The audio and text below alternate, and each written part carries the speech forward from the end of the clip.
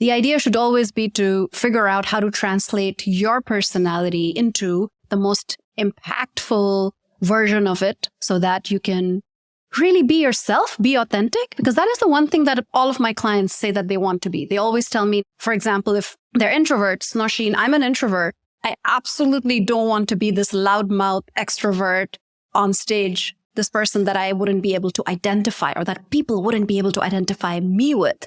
And I encourage them to remain introverted, but channel the most passionate parts of themselves, the most observant parts of themselves, the most interesting parts of themselves when they are speaking in public.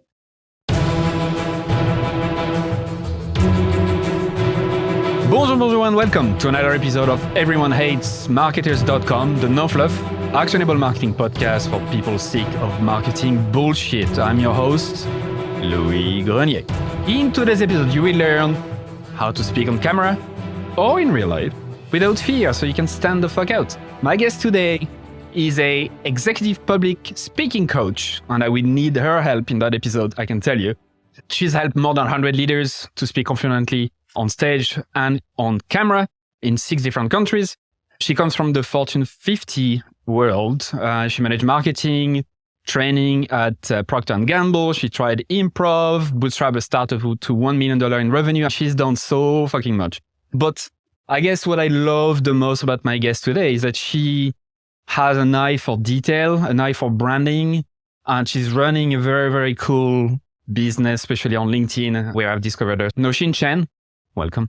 Thank you so much, Louis. It's great to be here. And I knew the one thing that you would not say that you love about me is that I'm French. I just knew that. Yeah. It's good that you're living in my home country, but you're also living in Toulouse, which is the arch enemy of Clermont, which is where I'm from in terms of rugby. So yeah, be careful. If you're listening to the audio version, she already is threatening me with her fists. So be very careful. Okay. So if people are not looking to speak on stage, right? Like people listening that doesn't interest me. I don't want to do an event or conference or whatever. It doesn't matter to me. Why should they care about improving their public speaking? The very first thing that I want to talk about is that public speaking is a widely misunderstood term.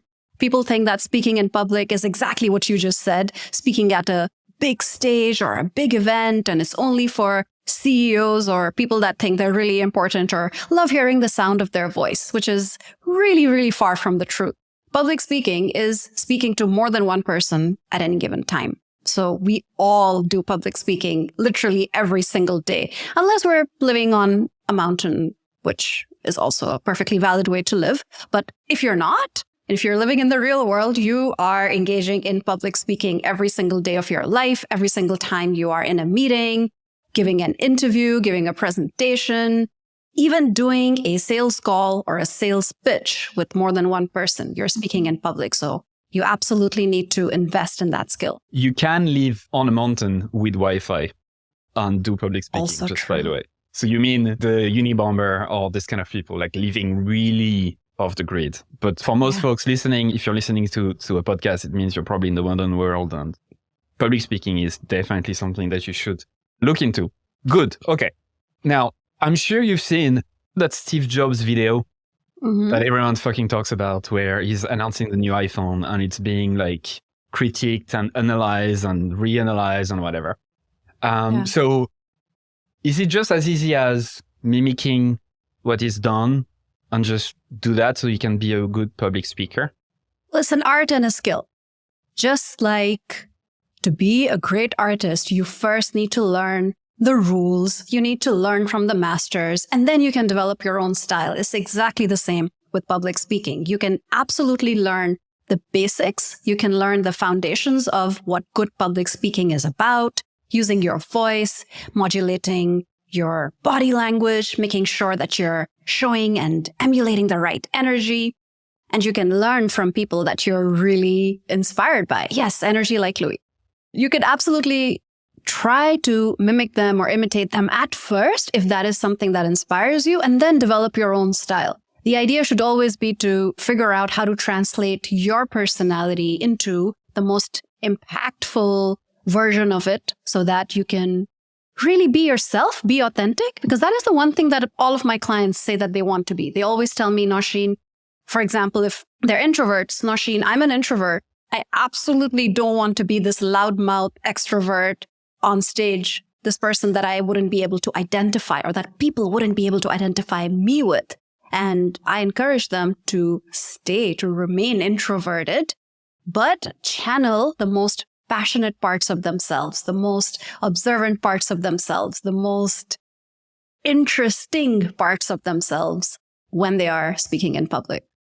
Nice. I'm nodding because this is also something I hear quite a lot, which is folks want to stand out, but they want to do that while remaining themselves or while staying true to themselves. And so there's always this idea of not trying to play a role, and because it is exhausting, right? You said it at the start of my career. That's exactly what happened. I was playing a role, and after a while, wearing three-piece suits, acting like a marketing consultant, like yet another marketing consultant, and it just gets very exhausting very fast. So I know a lot of people who are burning out because of it. There's another thing I like about you, besides you living in France and being French, it's all good. It's your willingness to talk about mental health. So you don't really speak about public speaking from a rational perspective. I mean, you do, but the biggest thing that seems to be under all of that is the demons in our head, as you say, right? Let's maybe explain that as the foundation, as the core problem that folks need to solve. And then we can move on to a step-by-step actionable thingy. Sure. There's two connections there to mental health, and they're slightly different. One is my own relationship with public speaking, which is usually a little bit different from the relationship that my clients have with public speaking. For me, I was like an extrovert in an introvert's body for a long time. I never really felt like I was important in my family, in my environment. I was the absolute youngest. I didn't have very high self-esteem. So I learned from a very early age to project this confidence because that's what I felt got attention. It got me the eyeballs, and I always liked the attention. I liked people listening to what I had to say. And the only way to do it was for me to be on a stage. So I've had a very deep relationship with public speaking, but for the longest time, I was faking the confidence. I could really put on this show of being a very confident person on the outside, but on the inside, I never felt sure of myself. I was basically crumbling all the time. And when I started challenging that relationship and I started using some of that confidence and channeled it inwards, I was able to really improve my self-esteem and my own self-image, which was always a surprise to everyone. Wow, what? You seem so confident. You're so sure of yourself. Yeah, it's called putting on an act. My clients, on the other hand, have the opposite problem. And that's probably what you were referring to, that they are shy or timid or intimidated, or they have a fear. They have a fear of judgment. They have a fear of failing. They have a fear of being embarrassed when they're in the spotlight, when all eyes are on them and they have to perform under pressure. They feel the nerves. They feel that stress. So for sure, we start with the inner work, and we also work on the outer stuff, which is what you said we'll talk about in a bit. That's the easy stuff, right? The tools that you can learn. But what I don't want is I don't want them for me to be like me, how I was even 5 years ago, where I could do all the tricks, I could use all the tools, check all the boxes, but inside I would just always feel like an imposter, or I would feel like I'm putting on a show. It's funny because it's very close to my experience. I always felt the need to get attention from my mom, always felt like she wasn't giving me the attention I needed from a mother to a son.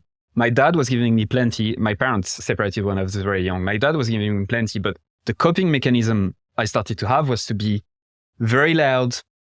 One of my teachers called me an intellectual terrorist in class. My stage was the class where I was always trying to poke holes in people's thinking, or whenever a teacher was saying something slightly wrong and whatever. And so that's how I got my attention. And very similarly to you, I was crumbling inside. I really had low confidence and I didn't really like doing that, right? So it took years to realize how to channel that the right way, and took years to make peace with the relationship I had with my mom and to move on. And this is why I think it's so important to talk about those topics first, because you can do whatever the fuck you want. You can mimic Steve Jobs all you want, but if you have the kind of issues and those type of thought process, those type of coping mechanism from your childhood or later on, that could stop you entirely from making progress. Yeah, absolutely. So you're going to coach me today for free. I don't know how much you charge, but I can tell you it's going to be free for me. Let's say I can act as well. I can act as someone who's as an extrovert because believe it or not, I'm an introvert who's not shy.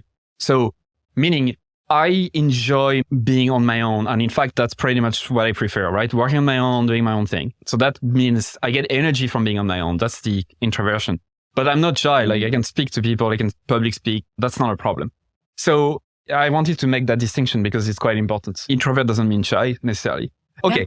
So let's say you're working with me and obviously folks listening want to improve their public speaking as well. So let's try to make it specific and actionable for them, but you can use me as a template or an example if you want to. What's the first step? The very first step that I do with all my clients is that we try to figure out where they are. Where are they starting from? What's their current level? So we do that through a self-assessment, and we also do an anonymous peer assessment, which is something I get very excited about. And some of my clients get excited about, some of them get scared of, but I highly recommend that they do it because they've never done that before. You've never asked people around you how they perceive your communication skills. So that's the first step, to really figure out where we are. And we also do a few exercises, improvised speaking exercises, so that we can find out in the moment how you're able to speak and use your voice, your energy, your body language, your expressions, your eye contact. So pick one. If you had to pick one question out of the self-assessment or something that folks can do literally today to start auditing, in a sense, their public speaking skills, what would it be? The first question that I always ask is, what do you feel when you watch yourself back? When you watch a video of yourself back, either speaking at a podcast or presenting. And if someone says, I have never watched myself back, then I already know that they're not getting the data that they need to be objective. So I'm going to answer as of today, and then I'm going to answer as Louis from 8 years ago. Today, I don't care. I can listen to my audio, I can loop video, I can edit my own video. I'm not bothered whatsoever. I'd put my podcast sometimes on play when I forget what we talked about. I have no problem listening to it. 8 years ago, I probably would have cringed and say, oh no, I hate the sound of my own voice and stuff like that. Yeah, and that shows real progression. It shows that you've worked on it and you've just done it so many times now that it's probably very easy for you to separate Louis, the host, the podcast host / performer, from the editor. That's the one thing that I do as well when I edit my videos, for example. The me who is editing is not the same person as the me who was performing. I can give myself feedback that way, and I don't have to be so hard on myself. And once you do those many podcasts, those many videos, you realize it's fine. My hair wasn't perfect. My clothes weren't okay. My makeup was off. It's okay. People aren't going to care. People aren't going to remember. And the only person who thinks of it painfully is you. So stop giving yourself a hard time. Yeah, be easy on yourself. That's one very important tip about the alter ego. So that's a tip I give to folks to really separate the brand, the person acting, as you said, the performer, with themselves as a marketer or someone who's trying to grow their business. And when you split the two, I play kind of a role here. I'm definitely like that in real life. My personality is, I'm not faking it, but I'm exaggerating it a bit, like especially on LinkedIn or even on the podcast, because I know that's what people remember me for and whatever. I'm not that much of an ass in real life. So doing the two, like saying I'm working for this guy instead of I'm this guy, really helps. It really helps to remove the emotions out of it. So that's definitely a very good tip. Okay, so going back to that first step, how do I know whether I need to work on this? So is it because it's the first sign you can't listen to yourself, you can't watch yourself? That's the biggest telltale sign? That's a great question. I get a lot of my clients after they've had some kind of traumatic incident, which is, it's really sad, but that's the trigger. So for example, they've done a podcast and they've frozen. They've literally frozen, or they've gone on stage and they've had to run off because they just couldn't remember what they had to say. Or they thought they did really well. Everything went okay. And then they watched themselves back and they were like, what the hell? This is not me. that feeling is very unsettling. And that's when they realize they need help, when they feel that I'm not able to portray the real person that I am, my actual expertise. I can't articulate my ideas in the moment. What the hell? What's happening to me? So they come to me rather traumatized. That's so interesting in two ways. First, because I think people can recognize themselves in that type of events, but in a marketing viewpoint, like triggers is something I teach a lot, right? When it comes to standing out, understanding the triggers of your customers so you can speak to them at the right time. So knowing that folks come to you because there was like a massive, I wouldn't say failure, but I don't have a better word for that. Something that happened, like an accident, like public speaking accident, is like so interesting from a marketing perspective. You can think of campaigns all around that. Did you freeze on stage, or did you know what to say on podcast? That will speak to the people. Anyway, so going back to the public speaking side of it, that's very interesting. So let's say for folks listening, they've been invited to a podcast, they've been doing a few YouTube videos to an event, and that happened, right? There was this that wasn't good. What's the next step? The next step is to evaluate, like I said, and then after the evaluation is to start working on those basics that we talked about. So it's really this magic 3 formula that if you can master, you'll be able to really level up your speaking skills, at least on the outside, at least the speaking skills. So that's the first step. The magic 3 formula is your voice, your energy, and your body language. So I work on all 3 with my clients. Energy is usually the hardest.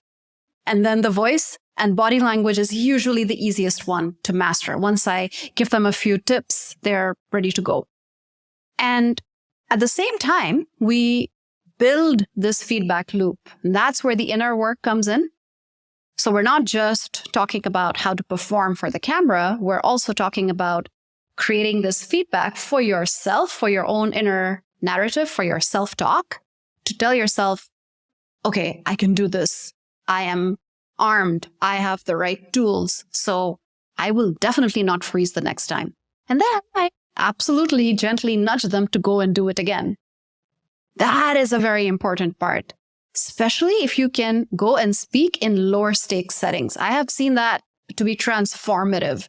So go and speak at your neighborhood coffee shop if they're having a storytelling event. Go and speak at your school at information sharing session. Go and speak to a group of friends. Just invite them over and say, I just want to talk to you guys about something. This is for my public speaking coaching. And they're going to think you're crazy. But if you do it, and you do it in a lower stakes environment where you know that if you do fail, the stakes are low, it really, really helps in feeding that positive feedback loop. Then you can tell yourself, not only am I armed, but I actually did it. I did it. I didn't freeze. I was quite okay. I wasn't the best. But that means I can do it again. Nothing's going to stop me. That reminds me of the song from Queen.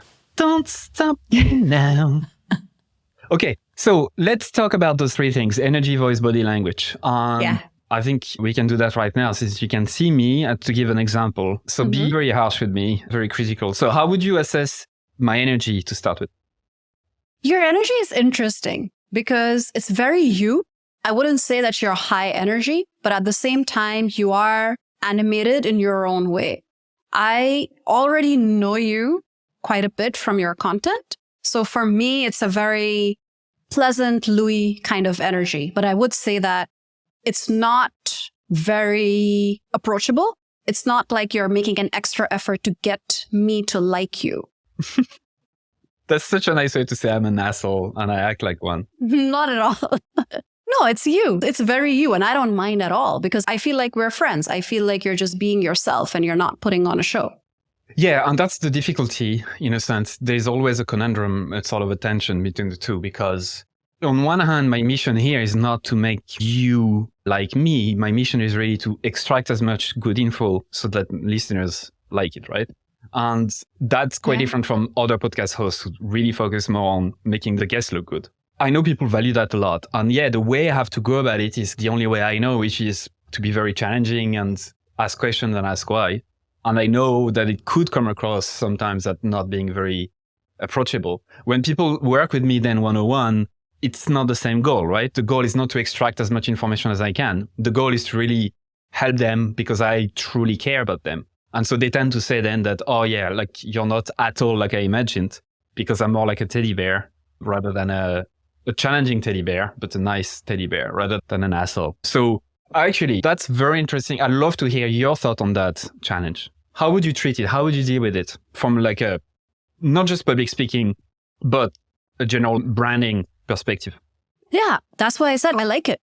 I like the way you're approaching it because it's part of your brand and you're in control. That, for me, is the most crucial part. You're aware of how you're being perceived and you're in control. Once you're in control, you don't have to get people to like you. You don't have to be people pleasing if you don't want to be. But you can be. You can turn on the charm if you want. The idea is that you're not overwhelmed by being on camera. You're not overwhelmed by the idea of having to perform, that you forget to be who you are, or you forget to be the brand that you want to portray. Great. Okay. Any tips to improve my energy based on that or not? Yeah. So like I said, energy is the most difficult one to master. And typically we spend many, many sessions on energy. The very first thing is to really understand where your energy is coming from and to grasp this concept of turning yourself on for the performance, for the podcast or for the presentation or even for a sales call. You are not the same person as you were before when you were just kind of seated back and you were checking your email. You're not the same person. You have to turn yourself on. You have to turn on Louis. I have to turn on Nausheen. And understanding what you can do, both mentally and physically, physiologically, to do that, that is the core of the work that we do at that stage. So if you have to give me the best number one tip for that specific thing, what is it? Is to develop a pregame routine for yourself. Okay. Which means figure out for yourself what are the key steps you can take right before you need to be on, right before you need to perform, and what gets you in the zone. There's a laundry list of things you can do, everything from meditating to dancing to your favorite song, to having your favorite beverage, to doing some jumping jacks. And I also have these voice exercises and expression exercises that really prime the facial muscles. Like what? Oh, the expression exercise is a lot of fun where we take a specific sentence and we say it, well, not we, the person who's practicing it, says it in different moods and different styles. So, okay, let's do it. Everybody hates marketing, but I put the fun back in marketing or something like that. Or everybody hates marketing, but I'll make you hate it less. Does that suit you? Yeah. You're not very enthusiastic. Okay, so let's take that sentence. Everybody hates marketing. Is it marketing or marketers? Marketers. For you? So Everyone marketers. hates marketers. Everyone hates marketers, but I'll make you hate yourself less. So let's take that. And you can say it first in a neutral voice. Everyone hates marketers, but I'll make you hate yourself less. Right. And now I'd like you to say it like you are saying it in an interview where you really want to make a great impression. A great impression. Mm-hmm. To be liked. Mm-hmm. That's always a tough one. Everyone hates marketers, but I'll help you be hated less. I barely recognize that, Louis. I know. And now I want you to say it like you've had a really bad day and you don't mean it at all. That's very easy. Everyone hates marketers, okay? And I'll try to help you hate yourself less. Nice. I didn't believe that at all. Yeah. So that's the point. Okay. Thanks for those details. So going back to the energy, going back to the first step. So the tip you mentioned, I love it, is the pregame routine. The thing that I do with the pregame routine is I turn on the lights because they have light in front of me for the video. And I have a standing desk. So a standing desk that I can put in sitting position. Most time I work in sitting position, but for interviews, I always stand up. So I do that. And then depending on the energy that I have with the guests, usually the pregame routine is with them, is like the countdown, and I psych myself up to the 5, 4, 3, 2, 1. And then the introduction, because I record the intro with the guest, that's usually the last step, which is like I don't read, I know it by heart. I talk about the first part and then I read a bit of the rest. That usually works. If I had to use my favorite beverage, I will be drunk by the end of the of the interview, so I can't use that. There is a disclaimer there. Your favorite beverage that gets you into the zone, that gets you the right energy. not one that makes you super relaxed, too relaxed. Okay. Voice. So that's the second one. So energy, voice, body language. Now let's talk about voice. The first step is to understand what our voices are really capable of and what does voice modulation really mean. It's a couple of different things. It's your pronunciation and enunciation, your pitch, your pacing, your pauses. And the fifth B is something that I advise against, which is projection. A lot of old school voice work focused on projection because you had to be in these theaters or you had to be in these auditoriums and really project your voice. But if you do that on a podcast, if you do that on camera, you will sound like, you'll be like a news announcer. And people actually have that mode. I have clients who come to me and who turn on the news announcer mode. They don't even know why they're doing it, but they just end up doing it. So that's the part I advise against, but we absolutely work on the pronunciation/enunciation, the pitch, the pauses, and the pacing. So all of those have different exercises attached to them, different discussions attached to them. A lot of it is coaching as well, because, for example, if you are not taking pauses, if you're used to speaking very, very quickly, that might be because of a learned behavior. And it might not be It's a fear. Yeah, exactly. It's like, if I don't speak, I might show that I don't know what I'm doing, what I'm saying. Yeah. It's such an uncomfortable position when you are not confident, because just looking around, and it's such a tough thing to do when you're not confident. So what's your advice here when it comes to pausing? Pausing is probably the one thing I ask people to start doing from the first session. And it takes a lot of practice. It takes a lot of nudges from me, a lot of reminders. Something that we do in every single session is that we do speaking exercises that we record. And I always leave my notes when I have them wash them back during the week. So I always tell them to note, like, look, here you went from thought A to thought B and you didn't pause. And that's why when you were on thought B, you actually had to repeat something 3 times. Because what happened was that your mouth actually didn't know what to say. Your brain wasn't giving it the info immediately because the brain needed a microsecond. But your mouth didn't have any other data, so it just pulled from the empty buffer and tried to throw out the last thing. And you probably noticed it when people just start repeating things because they simply don't have the next thought, but they feel like they're under pressure to say the next thing. So it takes a lot of practice, but eventually they get more comfortable with the pauses. Yeah, I had never heard of that. And the reason why we repeat ourselves, thought A, thought B, that's actually very clever. Any other tip to give folks listening right now to improve things related to the voice? You have to think of how you can be understood in the best possible way. So going back to what you said about having this word vomit and just speaking nonstop and then speaking really fast and then not enunciating your words and like eating up your words, try to really slow down and be deliberate about what you're saying. The more deliberate you are about your words, not only will you appear more confident, but you will also feel better because the signal you're sending to your brain is that every single word that I'm saying right now matters. It matters so much that I'm taking the time to enunciate it properly. I'm taking the time to pause so that the other person can actually understand and digest and reflect on what I've said. So I really stand by what I'm saying, every single word. I don't want you to miss a single word that I'm saying. Yeah, it's a generous way to think about it, right? It's for the other person. It's making sure they don't miss anything, making sure they really understand the nuances of it, of your thoughts and all of that. It's a very weird thing. Just as an aside, if I tell you right now, can you feel your tongue in your mouth? We start feeling it now, and then you don't know what to do with the tongue. Very much the same when we're talking about voice and stuff. Now I'm so fucking in a loop of being careful about what I'm saying because you're analyzing everything. So I'm going to have to forget about it. Okay. Anything else you want to say on the voice? Just to share maybe a little insight. I know a lot of folks listening are not native speakers. Both of us are not, right? At least I didn't know how to speak English for a long time. It used to be something that I was very self-conscious about.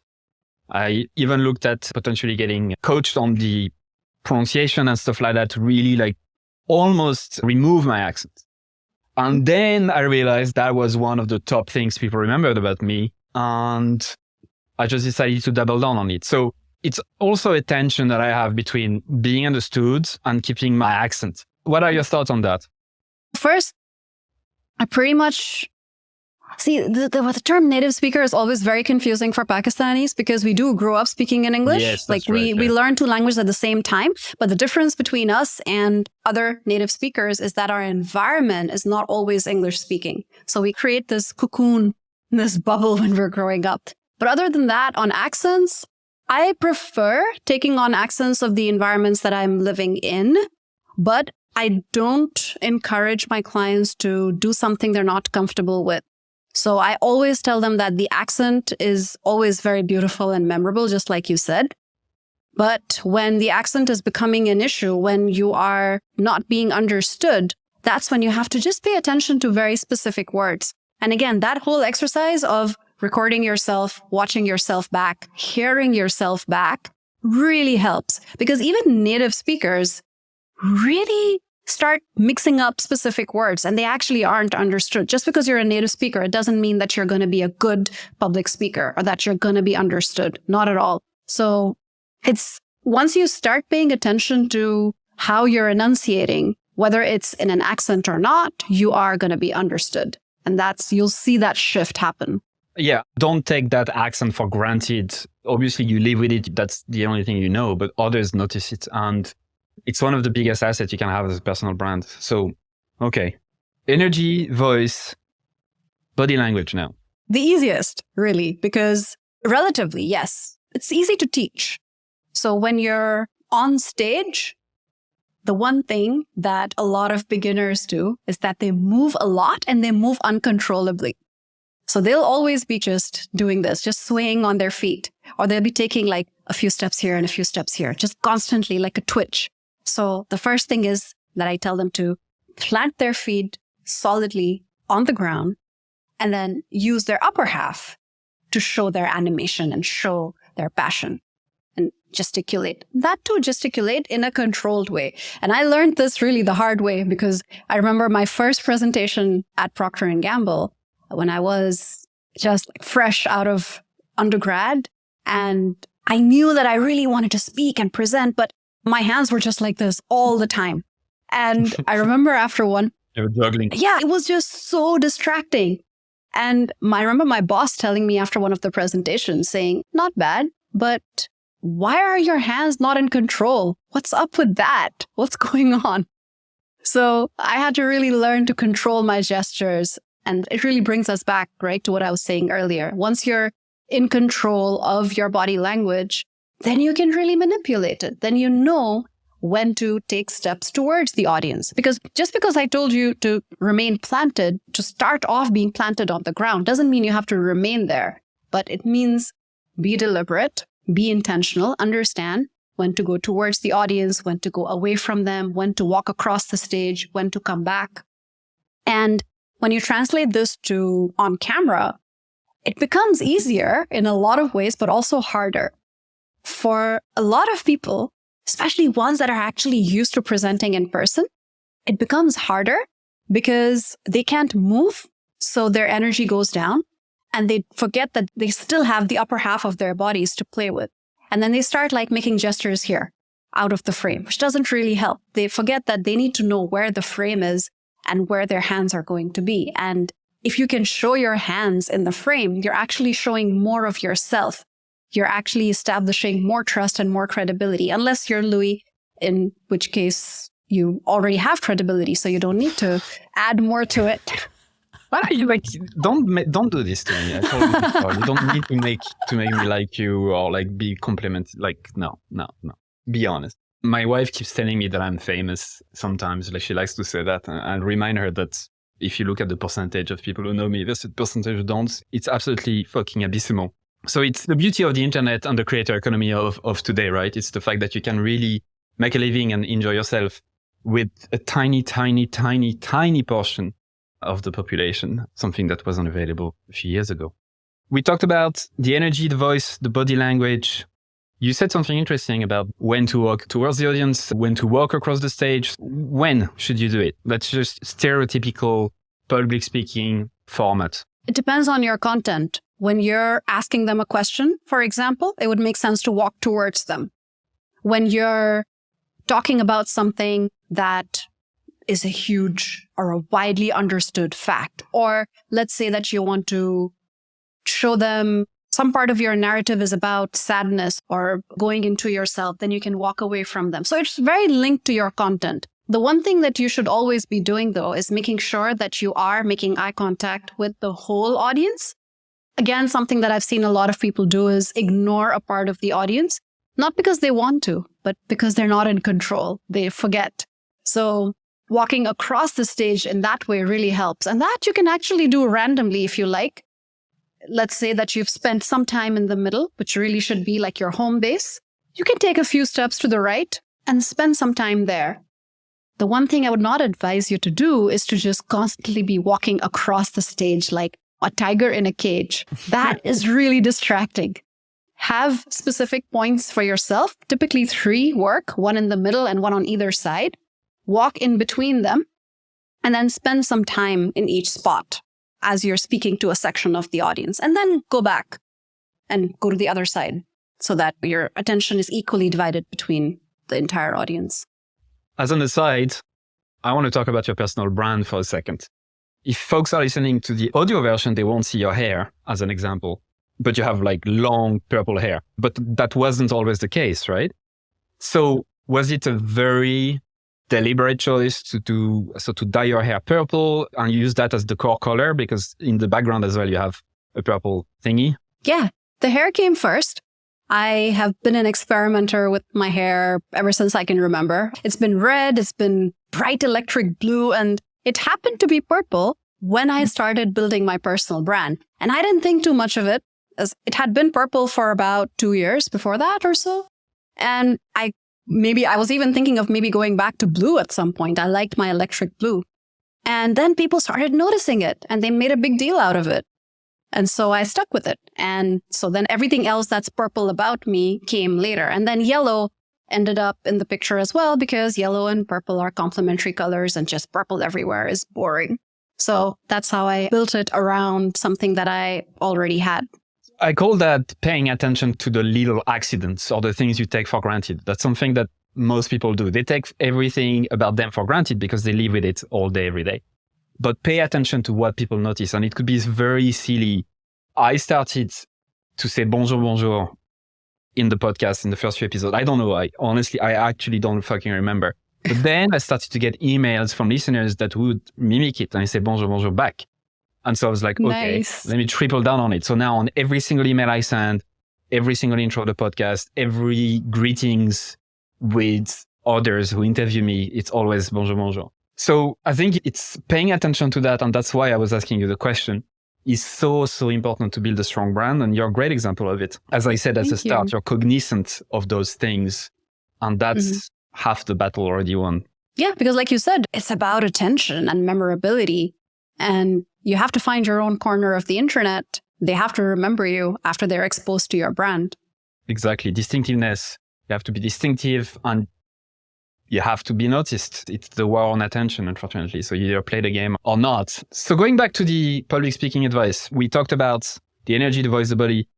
And what is your number one tip when it comes to doing it for real? So like actually going after having this kind of disaster. Let's say I was speaking at my local chamber of commerce and I froze. I absolutely didn't know what to say. I started to look at the audience who were like amused and I just left. Right. Now I work with you. I work through all of those stuff. I got feedback. I practice, but then it's the real deal. Apart from starting small, which you already mentioned, what is your other advice on this? The starting small really helps and then easing yourself back into it. So absolutely try the same place again. And this time, because you've gone through the coaching, because you're now ideally more aware of not just your voice, energy, and body language, but also your mindset. You're also documenting things as you go along. That's something I encourage everyone to do, everyone I work with, that when you're making that video, doing that podcast, doing that presentation that you're very scared of, after you go through it, document it for yourself. How was the experience? How did you feel before it? How did you feel during it? What was it that you were able to do that helped you go on and not freeze and not repeat the behaviors that you didn't like earlier? So because you are more aware of yourself, your environment, and the triggers that you might have, whether good or bad, you will hopefully have a very different experience the second time round. Have you heard about this? I don't know if it's a cognitive bias or just an evolutionary thing that humans have, but a few scientists have hypothesized that the reason why we are mostly afraid of public speaking is because of the number of eyes on us. And that's from the evolutionary perspective, where if you have too many eyes on you, it's trouble. Not necessarily human eyes, but obviously like tigers and shit like that. So do you know anything about this, the origin, or do I need to Google it? Yeah, absolutely. It's also being on a stage. So you're away from people that can protect you, from your community, from your tribe.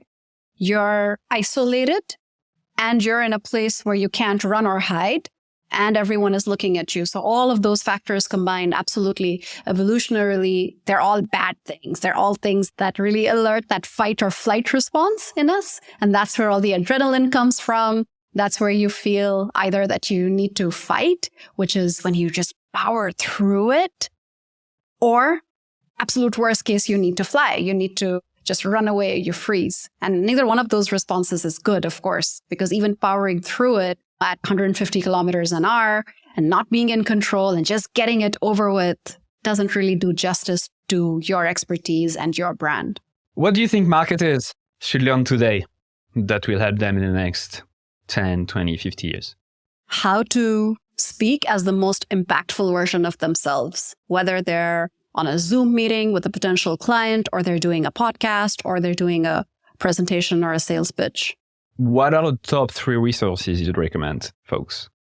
It could be anything from podcasts to anything at all. Oh, gosh. There's so much. I love the TEDx and the TED channels on YouTube because you can really find anything you like there. But you have to take it with a grain of salt.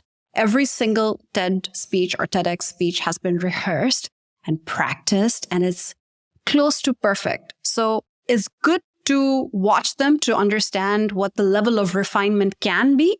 But do you need that level of refinement every time you do a presentation? No, not at all.